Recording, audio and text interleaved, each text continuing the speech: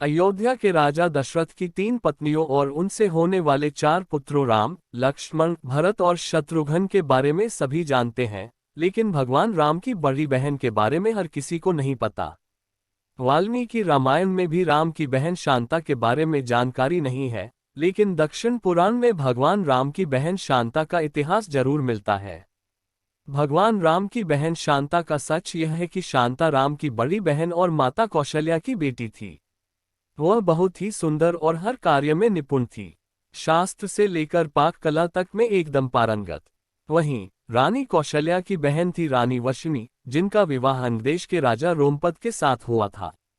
दुर्भाग्य की बात यह थी कि किन्हीं कारणों उनकी कोई भी संतान न हो सकी। एक दिन वशिनी राजा रोमपद के साथ कौशल्या से मिलने अयोध्या आई। जब सभी एक साथ बैठकर भोजन कर रहे थे, तभी वशिनी ने दशरथ की पुत्री शांता की शालीनता और कार्यकुशलता से मोहित होकर अपनी एक इच्छा प्रकट की। वशिनी ने कहा, वैसे तो मेरी कोई भी संतान नहीं है, लेकिन मेरी इच्छा है कि शांता की तरह ही मेरी भी एक पुत्री हो।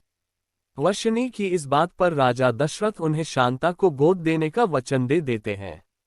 इस प्रकार राजकुमारी शांता अंगदेश के राजा रोमपद की पुत्री बन जाती है। एक दिन राजा रोमपद किसी काम में इतना खोए रहते हैं कि उनकी चौखट पर आए ब्राह्मण की आवाज उन्हें सुनाई ही नहीं देती।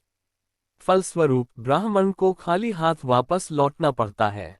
देवराज इंद्र को राजा रोमपद द्वारा किया गया ब्राह्मण का यह अपमान जरा भी रास नहीं आता। वह अंगदेश में वर्षा न करने का निश्चय कर लेते हैं। ऐसे में बिना वर्षा अंगदेश में सूखा पड़ जाता है। इस वजह से अकाल की स्थिति पैदा हो जाती है। इस समस्या से उबरने के लिए राजा रोमपद ऋषि श्रंग के पास जाते हैं और उनसे इस समस्या का उपाय पूछते हैं।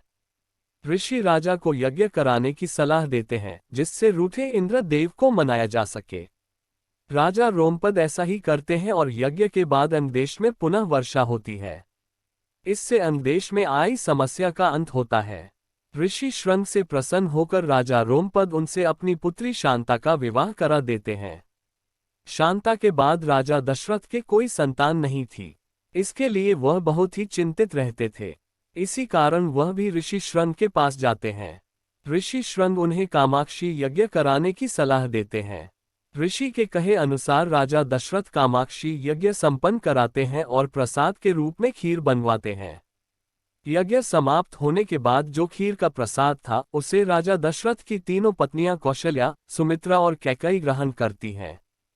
कामाक्षी यज्ञ के प्रताप से रानी कौशल्या को पुत्र के रूप में राम, कैकेयी को भरत और सुमित्रा को लक्ष्मण व शत्रुघ्न की प्राप्ति होती है। चारों पुत्रों को अपनी बहन शांता के बारे में कुछ भी मालूम नहीं होता है। समय के साथ धीरे धीरे राम को अपनी माता के दुख का पता चलता है। साथ ही भगवान राम की बहन शांता के जीवन का सच, जो कोई नहीं जानता था, राम को मालूम हो जाता है। बहन शांता के बारे में जानने के बाद राम अपनी मां को बहन शांता से मिलवाते हैं और सभी पुराने मतभेदों को दूर कर एक साथ रहने का वचन देते हैं। अगर इस कहानी को सुनकर आपको अच्छा लगा तो चैनल को सब्सक्राइब जरूर करें।